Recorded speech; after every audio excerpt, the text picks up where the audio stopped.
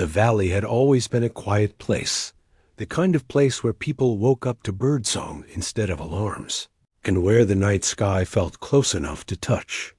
Most families had lived there for generations, and nothing big ever happened. Life moved slowly, gently, like the river that curved around the farms. People liked it that way.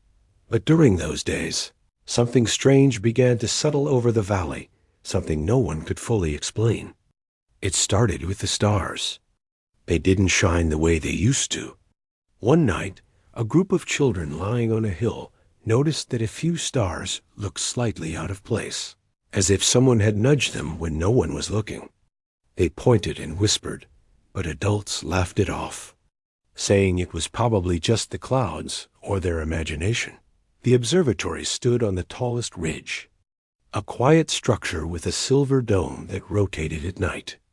The scientists who worked there were used to peaceful shifts, long hours of recording data and staring into the universe. But even they began to sense that something wasn't right. The head scientist, Dr. Illyra Vance, was the first to speak up. She wasn't the type to panic or exaggerate. She was calm, careful, someone who believed every unusual sign had a reasonable explanation. But what she saw didn't fit any explanation she knew. Every night for a week, she watched the star readings shift in unnatural patterns. It wasn't random. It looked almost like movement. Controlled, intentional movement. Stars didn't move like that. Nothing natural did. Illyra tried to warn the others at the observatory, but they dismissed her concerns.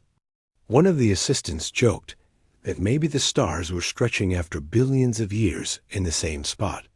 Everyone laughed, but Illyra didn't.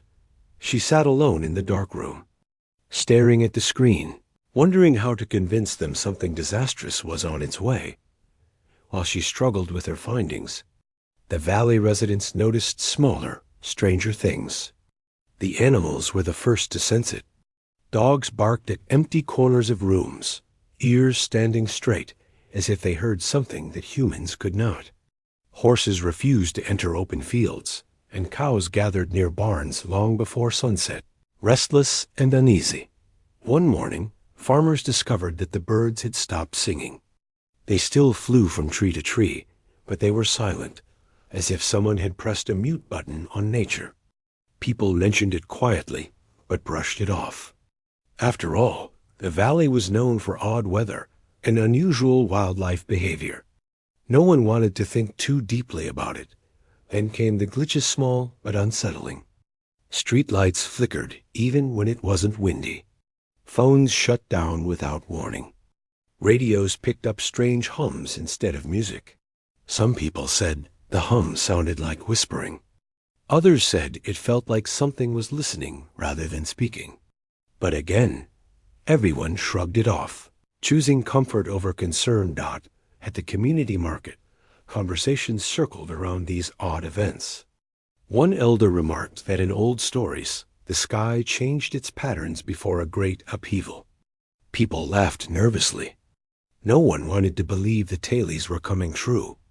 Meanwhile, Illyra found a pattern in the star movement, something alarming. The lights weren't just shifting. They were dimming in synchronized waves, almost like a signal being sent from far beyond human understanding. She noted the dates, the times, the declining brightness, and the slow ripple that swept across the galaxy. Her pulse quickened each night as she watched the same pattern repeat. She finally brought her findings to the Valley Council. She showed graphs and images, explained how stars simply didn't behave this way unless something enormous was disturbing them. But the council members stared at her blankly. One of them, a shopkeeper by trade, asked if she might be misreading the instruments. Another asked if it might just be space dust. Illyra left the meeting feeling more alone than ever. She wasn't angry, she understood. People believed what kept them comfortable. If the truth was too frightening, they simply chose not to accept it. But the valley couldn't ignore what happened next. One night, as the moon rose pale and thin, The stars above seemed to flicker like struggling candles. People stepped out of their houses, confused. Children pointed upward. Couples walking home paused in the streets. The entire sky shimmered as though it were breathing. Then the stars went dark, not all at once, but one after another.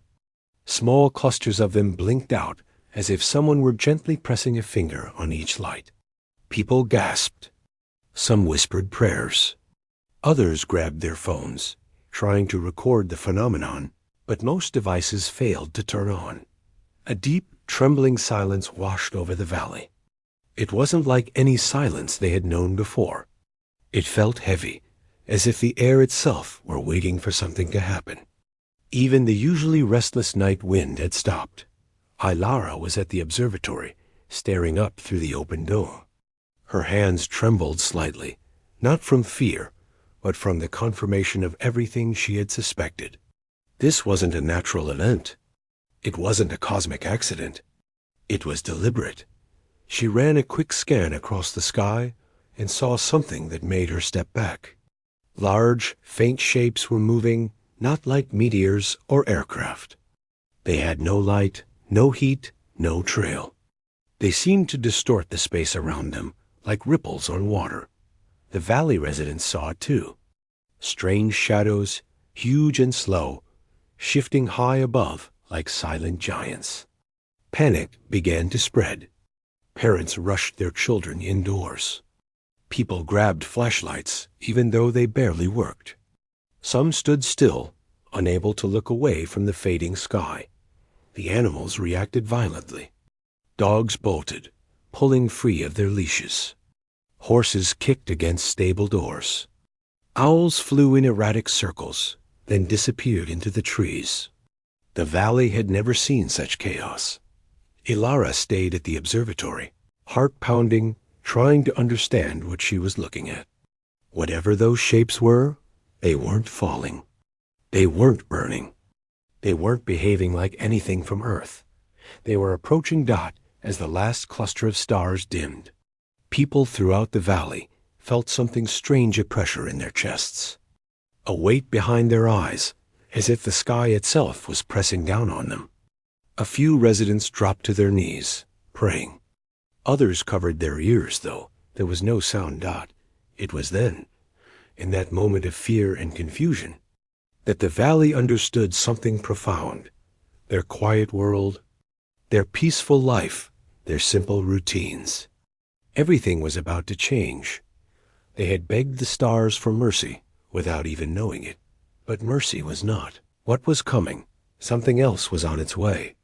The night after the stars disappeared, the valley felt different, hollow, like the world had taken a deep breath and refused to let it out.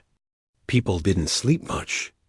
They stayed awake, pacing through their houses, checking their windows, listening for sounds that never came. Even the sky seemed quieter than usual, as if something large and unseen was blocking the natural hum of the universe. Before sunrise, a faint glow pulsed over the ridge. It wasn't bright enough to be morning light, and it wasn't the color of any dawn the valley had ever seen. It was pale and cold, almost like the shimmer of ice. People stepped outside in confusion, arguing softly about what it might be. Some thought it was a glitch in the atmosphere. Others insisted it was some rare weather phenomenon. But Ilara, who had barely slept, stood outside the observatory and stared at the glow with growing dread. She had spent the whole night reviewing data, hoping for a different explanation. But each scan showed the same thing: unknown objects moving closer to Earth, approaching in a way no natural object ever would. Dot by mid-morning, the valley began experiencing strange disturbances. Birds flew in scattered patterns, disappearing into clouds. Power lines buzzed loudly without wind. The air held a sharp taste, like metal on the tongue. Dot at the local school, classes were disrupted as lights flickered nonstop. Teachers tried to calm students, but even the youngest kids sensed something was wrong. They pressed their faces to the windows, staring at the sky that still held that cold, pale glow. Then, without warning, everything went silent. Not quiet silent, the power cut out instantly. Cars stopped in the middle of the road. Phones turned off, even the ones fully charged. The electronic signs in the market blinked once and died. The whole valley froze, confused and frightened. The silence was so heavy that even breathing felt loud. A few seconds later, the sky shifted. The glow spread wider, forming a soft rippling pattern. People gasped as they watched thin lines appear across the sky, like cracks forming in a giant sheet of glass. The lines glowed faintly, moving and stretching. The valley's mayor rushed outside and stared upward, his hands shaking. Others joined him, clustering on the main street, whispering nervously. No one knew what to say. No one had words for something like this. And the ripples deepened. A wave of cool air swept over the valley, carrying a strange sensation, like being watched by something vast and distant. Some residents shivered and stepped back. Others clutched each other's hands. A few whispered prayers. And then the sky opened. It didn't tear or explode. It simply bent inward, folding like thin paper. Through the opening, the valley saw shadows, large shapes moving with slow, controlled motions. They weren't planes. They weren't meteors. They weren't anything familiar. They had no clear outline at first. They looked like walking distortions, silhouettes made of bent light. Every step they took caused the air to shimmer. They made no sound at all. The first of them descended into the valley like drifting fog. People stumbled back in fear, but couldn't look away. There was something deeply unsettling about the way these beings moved, as though they were walking through a different set of physical rules. Elara ran down from the observatory, stopping when she reached the edge of the square. Her breath caught. These were the same shapes she had seen in her readings, the same unknown signatures she had feared all week, the Dreadworlders, although no one yet knew to call them that, stood at the center of the valley's main road. They were tall, thin, and strangely empty-looking, as if they were made from the space between things rather than matter itself. They didn't speak. They didn't make any gesture that humans would recognize. They simply stood there, observing. People began to panic. Some ran indoors, slamming their doors shut. Others backed away slowly. A few froze in place, unable to move. Then the valley heard something not with their ears, but inside their minds. It was a voice, but not like any voice humans used. It was a wave of thought, a heavy pressure that made everyone blink in confusion. The message wasn't in words exactly, but in clear meaning. Your world is misaligned with survival. Correction is required. Some residents grabbed their heads, overwhelmed by the sudden pressure. Others looked around in fear, searching for whoever had spoken, though they instantly knew it came from the beings. An elderly woman fell to her knees, whispering that the valley was being punished. A farmer tried to shout at the figures, demanding they identify themselves, but he couldn't form proper words. The beings tilted their heads slightly, as if studying the humans' reactions. The air around them flickered with faint waves. Lights in nearby houses flickered back to life for a moment, only to die again. Elara felt a chilling certainty.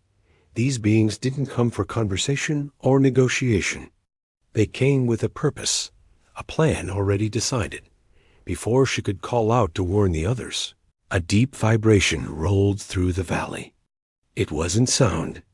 It was something felt in the bones. The ground shook slightly, and the shadows above the valley shifted again. More figures were approaching. Along the ridges, along the tree line, and in the distant fields, more distortions appeared, dozens of them. They moved like quiet guardians surrounding the valley. Every few seconds, a faint pulse of energy flickered in the air. People screamed and ran for shelter. Parents covered their children's ears, even though the message wasn't through sound. Some tried to drive away, but their cars wouldn't start. The valley was trapped. The beings remained silent. But another wave of thought washed across the community. Do not resist. Correction prevents collapse. Ilara's heart pounded. Collapse of what? Humanity? Earth? The valley? She tried to step forward, wanting to speak, to ask questions, anything, but a sudden force pushed everyone back gently. As if an invisible hand held them in place. It wasn't painful, but it was absolute. No one could move closer to the beings up on the ridge. 3 military drones appeared, buzzing loudly as they flew into the valley. They must have been sent from the nearest base after losing contact with the area. The drones circled the figures, collecting footage. People felt a moment of relief finally. Help had arrived. But before the relief could settle, the beings turned their heads upward. The drones suddenly froze mid-air, their blinking lights flickering wildly. Then they fell straight down to the ground with a dull thud. No explosion. No attack. Just complete shutdown. People stared in disbelief. These beings could stop machines effortlessly. Children began crying. Adults pulled them close. Some residents whispered that these visitors might be the end of everything. Others argued that maybe the beings were here to help, even if their methods were strange.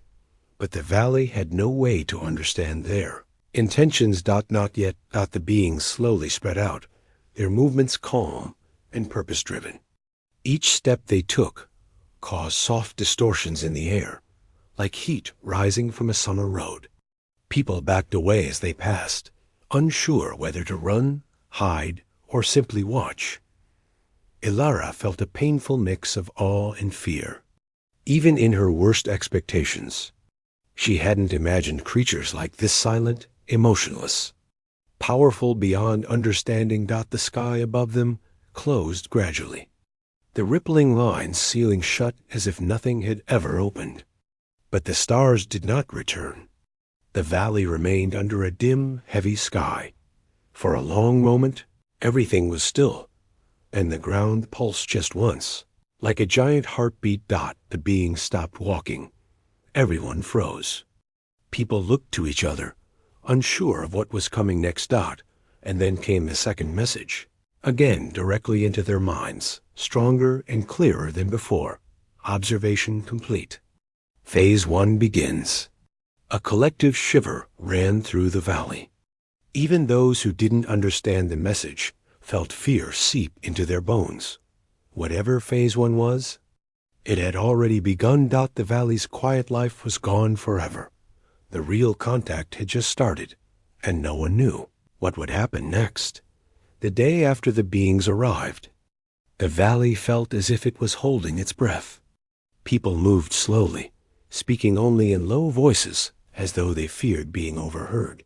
The air still carried that strange heaviness, almost like the sky itself was pressing down.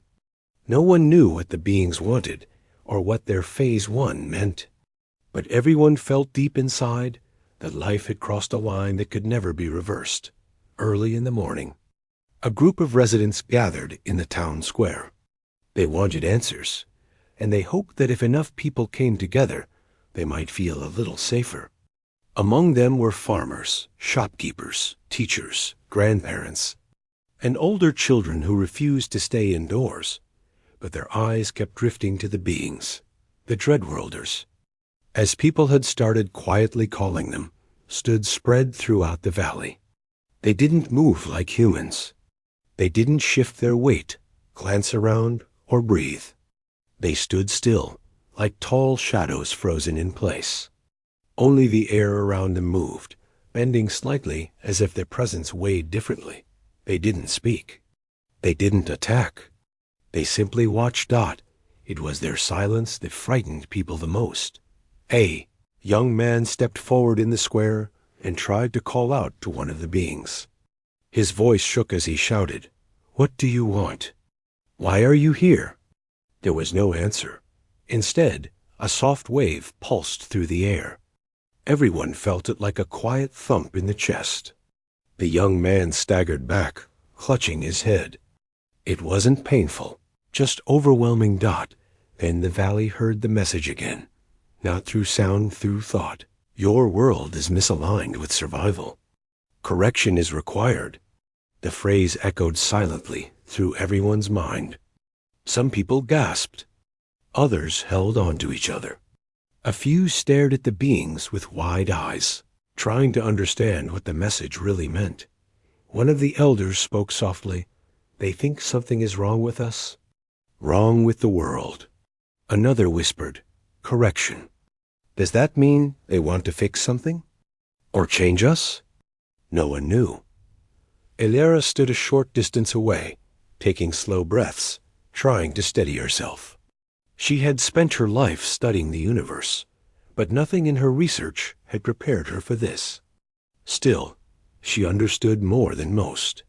She knew these beings weren't just visitors. They were advanced in ways humans could barely imagine.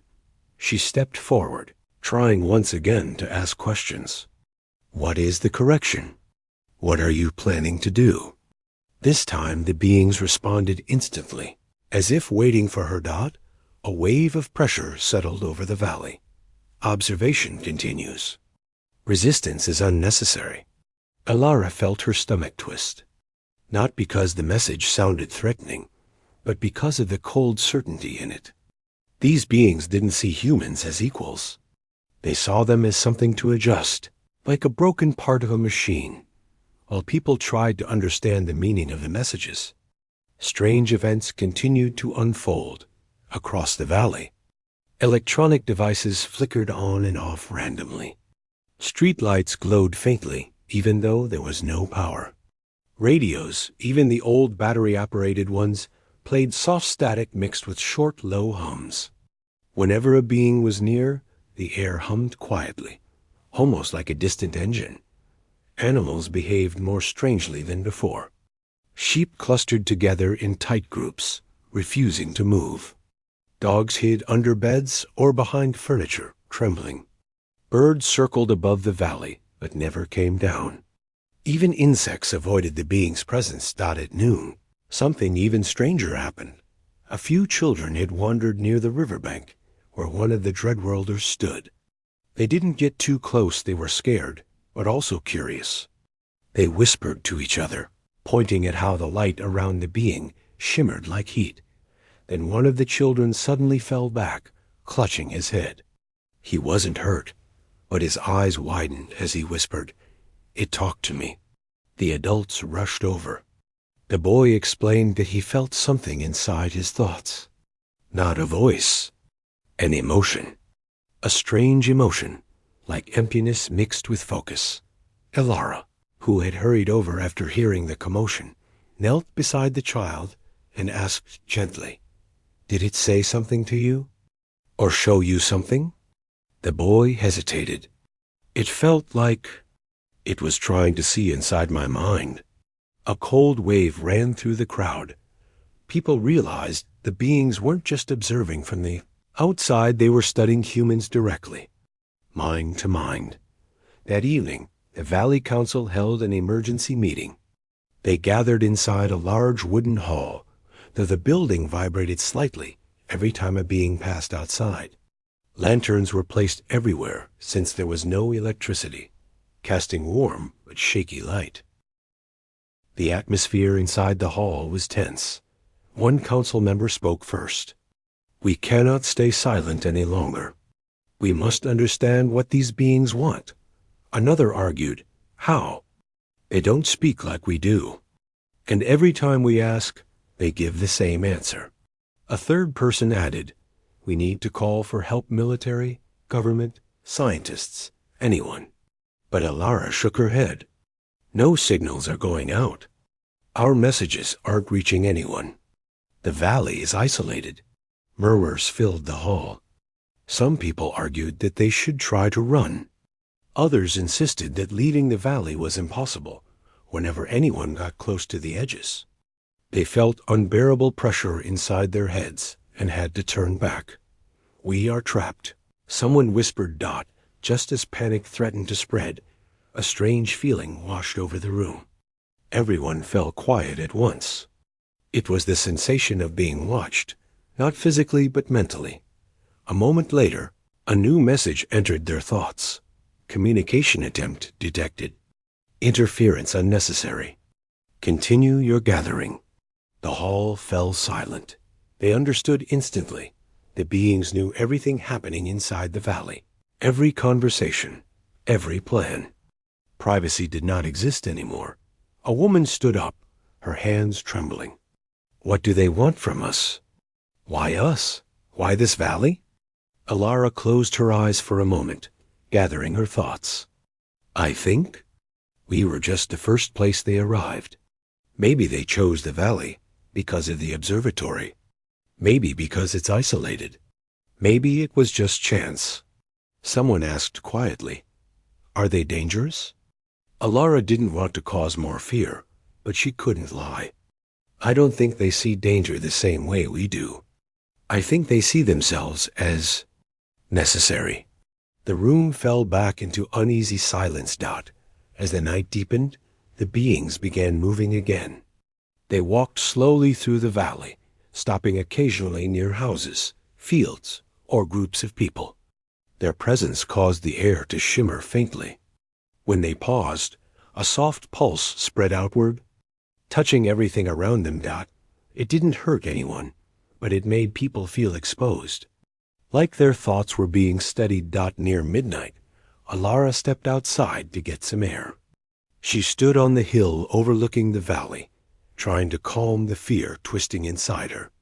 The sky above remained dark and empty, without stars or moonlight. Suddenly, she felt a presence behind her. One of the beings stood only a few steps away. She hadn't heard it approach. It made no sound whatsoever. Her heart pounded, but she held her ground. She swallowed and asked softly, why are you studying us? What are you trying to change? A wave of thought washed through her mind. Your existence requires alignment. Missteps lead to collapse. Alara steadied herself. What missteps? The answer came with a cold clarity that made her shiver. Conflict, instability, harm. The pattern of your world leads to extinction. She stared at the being, stunned. You think you're helping us? The being didn't move, but another wave entered her mind. Correction ensures survival. Alara took a slow breath. At what cost? This time, no answer came. The being simply vanished, slipping out of sight, like melting into thin air. Alara stood alone on the hill, the wind cold against her skin. She didn't know what was coming next. She only knew one thing. Whatever the Dreadworlders believed correction meant, it would change the valley and possibly the whole world. Forever. The fourth day of the strange occupation began with a trembling in the ground, so soft that most people felt it only in their feet. It wasn't an earthquake. It was more like the valley itself was waking up from a dream it didn't want to have. People stepped outside their homes, rubbing tired eyes, looking around with the same question on every face. What now? The Dreadworlders were still there, silent, still disturbing the air in their strange, gentle way. They stood across the valley like tall shadows, always watching, always studying. But something new was happening that morning. They were moving more than before. Not fast, not suddenly, but with clear intention. Residents began gathering in small groups, whispering nervously. Why are they walking around so much now? Someone asked. Are they preparing for something? Another replied. No one had answers. Alara stood outside the observatory, scanning the valley with tired eyes. She had barely slept these last few days. Every time she closed her eyes, she saw the sky folding open, or felt that cold message in her mind. The world she had spent her life studying suddenly felt unfamiliar, almost alien. Then she noticed something new. The beings were not just walking. They were forming a pattern, like a circle stretching across the valley. They positioned themselves at equal distances, as if they were drawing an invisible boundary. The air inside the circle shimmered faintly. Ilara's heart tightened. They're preparing something, she whispered. Before she could study the pattern further, she heard hurried footsteps behind her. It was a group of residents climbing the observatory path. Among them was Commander Rourke, a retired military strategist from the valley. He was older now, with a calm presence, the kind that made people feel safe, even when things were falling apart. He greeted Alara with a nod. "We need your help," he said, keeping his voice low. "People are scared. We need to understand what these beings are doing." Alara nodded. "I can show you what I know, but you won't like it." Inside the observatory, they gathered around a large table. Alara spread out her star charts and energy readings. "These beings," she began, tapping the chart, "don't travel using anything we understand. They bend space. They pull it around themselves. That's why they make the air look distorted when they move." Commander Rourke studied the charts. "Can they be stopped?" Alara hesitated. "Not by our strength. Not by weapons. They don't seem physical in the way we are. They're something else." A silence fell across the observatory. The residents shifted nervously, glancing at each other. And one woman asked, "So what do we do? Just stand here and let them correct us?" Alara looked out through the window at the valley below.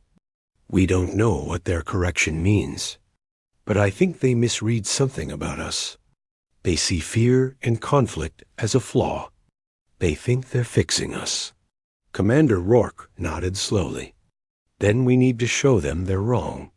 Alara's eyebrows lifted. "How?" He sat down, thoughtful. "By confusing them. By disrupting whatever they're planning. They may be powerful, but they're still observing us. That means we can distract them." A man near the window spoke up. "Distract them with what?" The commander smiled faintly. "With ourselves. With emotions, actions, anything unpredictable." Alara realized what he meant. Their thoughts are cold and straight. But humans aren't like that. We have mixed emotions. Hope, fear, courage, regret things they might not understand. A spark of possibility lit the room. "We use that," the commander said. "A kind of resistance. Not fighting them physically, but confusing them emotionally." Alara nodded. "It might work. Their signals react strongly when people feel things deeply. It seems to distract them." They spent the next hour planning the first human-based disruption. The goal was not to attack the beings. It was simply to distract them long enough for Alara to finish building a device she had been working on. A frequency amplifier meant to interfere with the being's energy patterns. "It won't destroy them," she explained, "but it might push them back, maybe weaken their hold." The commander nodded. "We'll buy you time." That afternoon, the resistance formed quietly. Not soldiers, not fighters, just ordinary people, farmers, students, elders, workers carrying nothing but their voices, their music, their emotions. They split into small groups and spread across the valley. One group sang loudly in the main street. Their voices shook at first, but as more people joined in, the sound grew stronger. The melody was simple, filled with fear and determination. Another group wrote messages on large boards, messages of hope, of unity, of confusion. They lifted them high, facing the beings. The Dreadworlders paused, as if interpreting the gestures. A group of children painted bright shapes on the ground, laughing nervously as they worked. Their sudden joy made the air ripple in a strange way near the beings. All of this confused the Dreadworlders. Their movements slowed. The shimmering around them flickered in irregular waves. They seemed unsure, almost as if the sudden burst of human emotion threw off whatever calculation they were making. Alara watched from the observatory hill, checking her device, listening to the hum of wires inside the small metal box. It was nearly ready. She had to finish tuning it before the beings regained control, But then something unexpected happened. The sky darkened. Not like clouds covering the sun. This was deeper, heavier.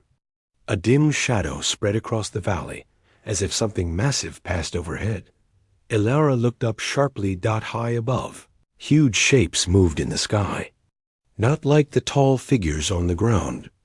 These were larger, much larger, like enormous silhouettes, shifting behind a curtain. The Dreadworlders on the valley floor all turned their heads at once. Looking upward, a wave of pressure rolled through the valley. People stumbled, clutching their chests. The air crackled with invisible tension.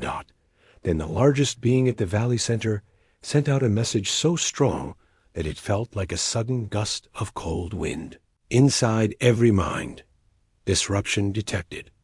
Resistance unnecessary. Correction must continue. One of the Dreadworlders lifted its arm. The air near it darkened, twisting like smoke. Commander Rourke shouted from the square. "Fall back!" Everyone fall back. People scattered, running toward houses, barns, sheds, any place they could hide. The beings stepped forward. Gravity shifted suddenly. People felt themselves pulled downward, as if the ground had become heavier.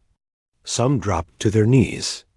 The air became hard to breathe, thick like water. Elara struggled to stay standing as her legs trembled. The Dreadworlders were adjusting the valley. The correction had begun. Elara clutched her frequency amplifier tightly. She knew this was their only chance. If the device worked, it could push the beings back. If it failed? She didn't want to think about it. She took a deep breath and activated it. A high-pitched tone rippled across the valley. It was barely audible, more like a vibration than a sound, but everyone felt it. The beings reacted instantly. Their bodies flickered, breaking into thin lines of light before pulling themselves back together. The shimmering around them destabilized. They swayed slightly, like tall trees in strong wind. Elara felt hope surge inside her. It's working! But the beings quickly adapted. Their forms steadied. The air thickened again. Elara's device vibrated violently, overheating in her hands. "Not yet," she whispered. "Just a little more?" Commander Rourke, standing on the opposite side of the valley, saw the beings recovering. He raised his arm, signaling the resistance. "Keep distracting them. Don't stop." People pushed through fear and exhaustion. They shouted, sang, lifted painted boards, anything to send out emotional energy. Tears streamed down some, faces fear mixed with courage, but the beings reacted to every sudden surge. Elara pushed the amplifier to its limit. The device sparked, glowing unsteadily, but the frequency became stronger. Waves of energy spread across the valley. The Dreadworlders ripped and flickered again. For a moment, just a moment, some of them collapsed, their bodies shedding glowing dust before pulling themselves back upright. Elara staggered, breathless. They were weakening, but the largest being at the center raised its arm. The sky pulsed darkly. A heavy wave crashed through the valley, knocking people off their feet. Elara fell. The amplifier tumbled from her hands. Before she could reach it, the being focused on her. She felt something inside her mind, cold pressure pushing in, analyzing, studying her emotions. Commander Rourke shouted her name and ran toward her, fighting the heavy gravity pulling him down. But he didn't reach her in time. The Dreadworlders. Message struck again. Correction necessary. Do not resist. Elara stared back at them, breath shaking, knowing the valley was seconds away from losing everything. But she also knew one thing. They had made the Dreadworlders unsure, and this was only the beginning of the real fight. When the strange night began, no one in the valley truly understood what they were facing. People had already spent days living in fear, watching the sky twist and flicker as if it was made of thin paper being stretched too far. The visitors, those silent figures who seemed to bend the world around them, had created a thick pressure in the air. Every breath felt heavier than the last. Even the wind seemed afraid to move. The small group that had formed to resist them stood on the hillside, staring at the device they had built with their last bit of hope. The machine looked nothing like the brilliant inventions one might imagine in stories. It was messy, made from old radio parts, leftover wires, broken speakers, and anything the valley had to spare. Nothing about it suggested it could do something important, but the person who built it believed deeply in it.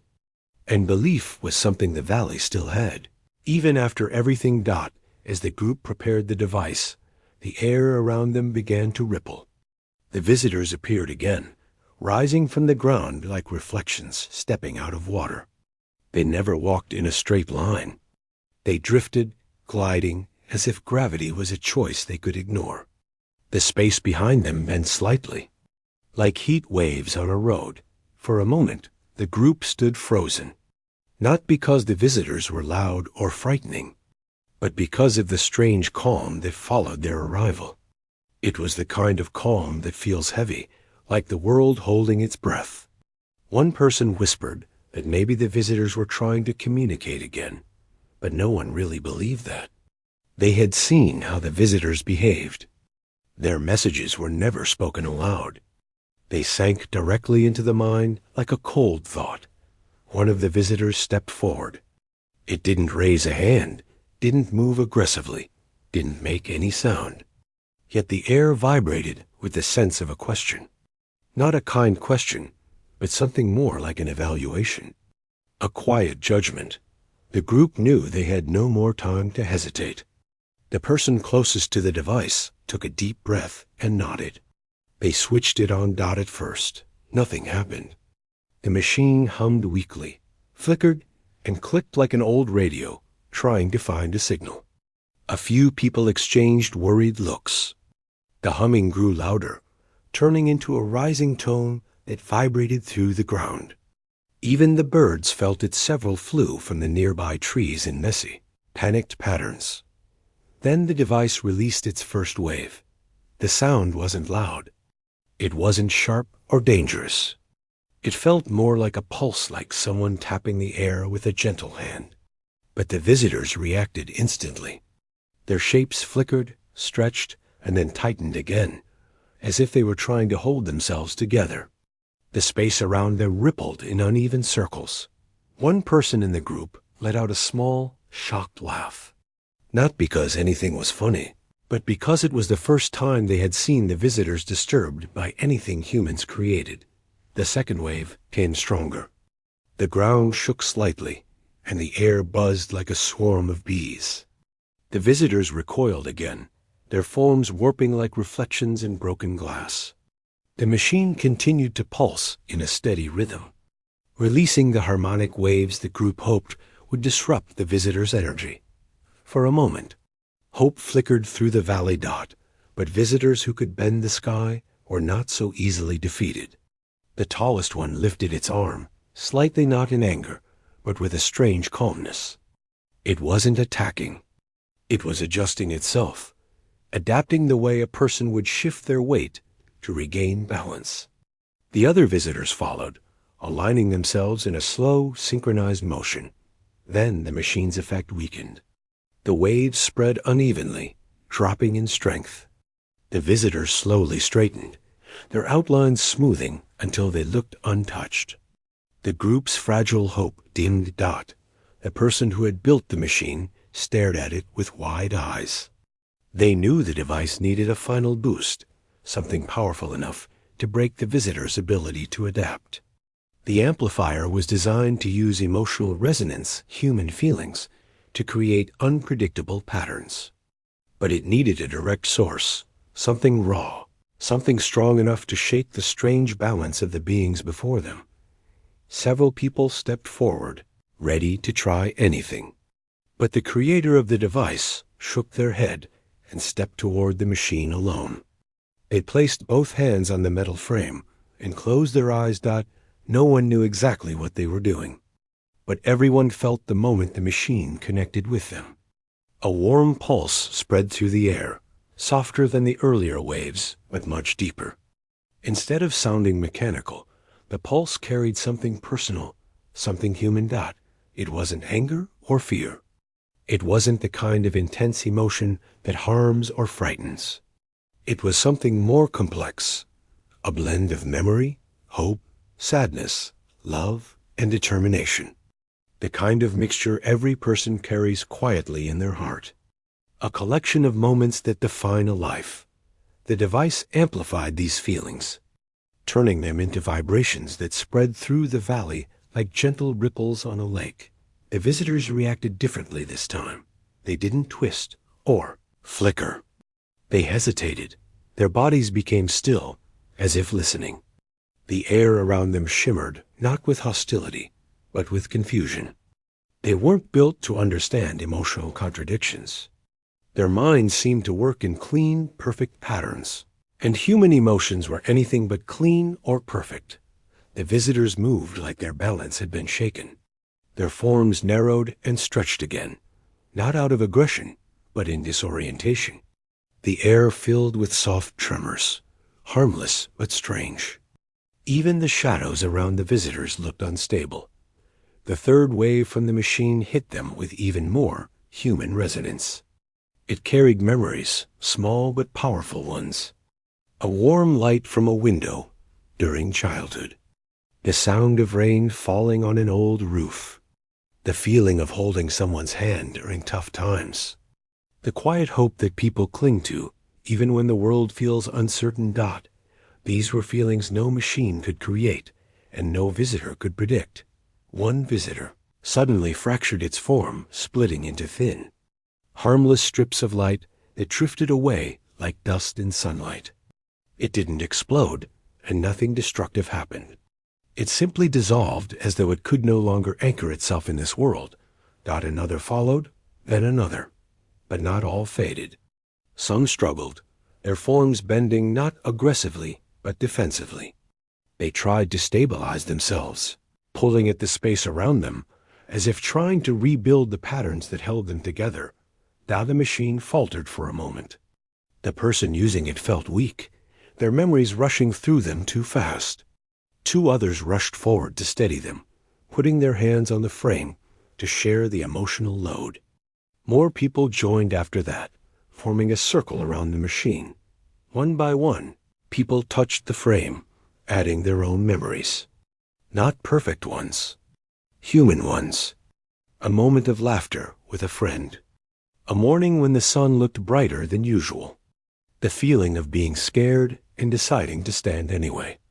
The quiet pride of helping someone in need. The ache of losing someone important, yet still choosing to keep going. The device absorbed all of it. The final wave released like a deep breath. It spread across the valley in a soft, glowing circle that didn't harm anyone or anything. It moved gently, warm, and steady. When it touched the visitors, their light fractured in delicate strands that floated upward like drifting embers. There was nothing violent in it, just a quiet unraveling, as if they were returning to wherever they had come from. The sky cracked open slightly, showing a soft, dark void that didn't feel threatening anymore. One by one, the visitors were drawn toward it, their fading forms carried like drifting smoke. The valley filled with a calm stillness, the kind that arrives when a long storm finally ends. When the last visitor was gone, the crack in the sky slowly closed. The stars reappeared one by one, shining softly and calmly, as if they had been waiting for the right moment to return. The group around the machine stood quietly, breathing deeply. The device finally fell silent, its lights flickering out. No one spoke at first.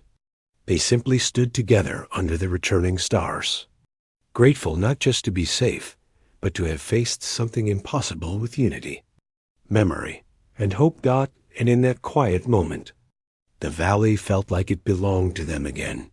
When the strange lights vanished and the sky finally settled into its familiar darkness, the valley didn't cheer the way people might expect. There was no sudden celebration, no shouting or running around. Everyone simply stood still, breathing as if they had forgotten how to take a normal breath during the long days of fear. The stars glowed quietly above, as if they too were returning from a long absence. For a moment, the whole valley seemed to pause. People looked at one another with a mix of relief, confusion, and exhaustion. They had survived something they didn't fully understand. They had fought without weapons, using nothing more than memories and hope. And now that it was over, the question that hung silently in every mind was simple. What happens next? The person who had led the efforts with the machine sat down on a nearby rock, their hands trembling from the emotional strain. Others rushed to support them, offering water, warm blankets, and gentle words. Even in the quiet, there was a strong sense of unity. It wasn't loud or dramatic, just people taking care of one another, the way humans do when the world feels fragile. As morning approached, the valley slowly came back to life. Birds that had disappeared during the strange days began to return, chirping softly from the trees. A gentle wind moved through the grass, carrying the scent of earth and fresh air. It felt like nature itself was trying to comfort the people who had been holding their fear inside for too long. The first task the group faced was to check on the houses. Many buildings had shifted or cracked during the distortions, but most were still standing.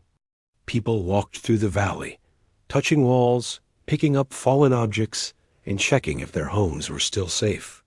Some roofs were crooked, some doors had been twisted out of shape by the strange forces, and many windows were cracked in spiderweb patterns. But these were problems people understood. These were things they could fix with their own hands. The bigger scars were the emotional ones. People had spent nights thinking the world might end. They had watched the sky behave in ways no one had ever imagined. They had seen beings who didn't speak, didn't breathe, and didn't show a single familiar emotion. And they had stood face to face with something completely unknown. Many sat outside their homes that morning, staring at the sky not in fear, but in quiet thought. The stars looked normal again, just small points of light far away. But something in the back of everyone's mind remained cautious. The sky had once been a place of calm beauty, a place people looked to for dreams and comfort. Now it carried a memory that would never fully disappear. Throughout the day, people gathered in small groups to talk. They shared what they felt, what they saw, and how they wanted to move forward. The valley had always been close-knit, but after what happened, it felt even more connected. Neighbors checked on neighbors they barely knew before. People brought food, water, and tools from home to help each other repair houses. Even the children, who had been terrified during the strange days, ran around helping in small but meaningful ways, carrying nails, fetching tools, or simply making others smile. By the afternoon, a quiet determination filled the air. The valley wasn't going to stay broken. People were ready to rebuild, not just the broken objects around them, but the sense of normal life. No one wanted to pretend the event didn't happen. They just wanted to move forward with strength. The leader who had been central in building the strange machine found themselves surrounded by people wanting to thank them. They were humble, insisting that it wasn't their work alone that saved the valley. It was everyone's memories, hopes, and presence. But the valley still held deep respect for them. They became a symbol of courage, not because they were fearless, but because they acted even when fear felt overwhelming. As news spread, people outside the valley began arriving: scientists, officials, and curious individuals hoping to understand what had happened. They brought equipment, notebooks, and endless questions. But the people of the valley were careful with what they shared. They didn't want the event turned into something sensational or frightening. They wanted truth, understanding, and protection for the future. Global groups formed quickly, linking different regions that had experienced similar disturbances. Many places had seen odd lights, heard strange vibrations, or experienced temporary distortions. The valley wasn't alone. It was simply one of the few places where people had found a way to respond instead of only hiding. The visitors never returned, but the world changed its attitude toward the sky. Countries began working together to study the strange event, not with fear, but with caution. They created new observation centers, new communication networks, and new research groups dedicated to understanding the unexplained without jumping to wild theories. The valley became a place of interest, not for tourists, but for people seeking wisdom. They wanted to understand how a small community managed to face something so unknown without panicking or losing their humanity. And the valley welcomed them kindly, not with pride, but with the same calm spirit that carried them through the hardest nights. One of the most meaningful changes happened quietly.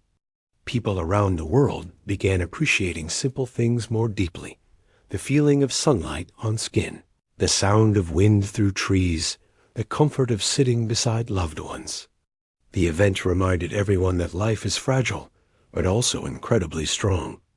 It showed that even in the presence of something beyond understanding, human connection could remain steady. In the valley, evenings slowly returned to normal. Families cooked dinner together. Children played outside again. People sat on porches and watched the stars. But this time, they didn't look up expecting danger. They looked up with curiosity, wondering not what might come to harm them, but what they could learn. The fear softened into a deep respect for the unknown. One evening, the leader of the resistance sat alone by the hillside where the machine had been built. The device now sat silent, no longer glowing or humming. It looked almost ordinary, like a strange sculpture made from scrap parts. But its presence carried a quiet strength. It had saved the valley, not by harm, but by amplifying something deeply human. As the leader sat there, they watched the stars flicker gently. The night was peaceful, and for the first time in a long while, they felt a calm they could trust. They weren't naive. They knew the world had changed, and that mysteries still existed. But they also knew something else, something stronger. Humanity was capable of meeting the unknown without losing itself. People could stand together. People could protect each other. People could turn fear into unity and uncertainty into courage. And that realization, more than anything else, brought comfort. The valley continued to rebuild in the following weeks, slowly shaping itself into a place stronger than before. Not perfect, but real. People shared more meals, helped each other more than they used to, and spoke with the softness that comes from surviving something powerful together. And whenever night came, no one begged the stars for mercy anymore. They simply watched, breathed, and trusted that whatever came next, they would face it together, with hope, with memory, and with the quiet strength that had saved them once before.